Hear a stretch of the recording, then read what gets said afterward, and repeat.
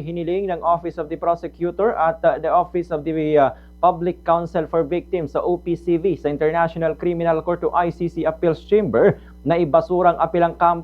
ng kampo ni dating Pangulong Rodrigo Duterte na kumukwestiyon sa jurisdiksyon ng ICC sa kanyang kaso. Base sa pleading na pirmado ni Deputy Prosecutor Mame Mandiaye Niang ng Office of the Prosecutor na marapat na ibasura na ng ICC Appeals Chamber ang apela dahil sa bigo silang mapatunayan na may pagkakamali sa desisyon na nagtitiyak sa pagbaliktad ng kaso. Dagdag pa nito na ang grounds ng apela ng legal team ni Duterte ay hindi tama at marapat na ituloy ang pagdinig. Nagasumite rin ng OPCV ng parehas na kasagutan ukol sa apela ng kampo ni Duterte. Isinaad ni Principal Counsel Paulina Masinda ng OPCV na ang Article 127 ng Rome Statute ay kung saan ang pagkalas ng Pilipinas mula sa Rome Statute ay hindi pipigil sa ICC para mag-imbestiga dahil sa nagsimula ang kaso no miyembro pa ang Pilipinas sa ICC.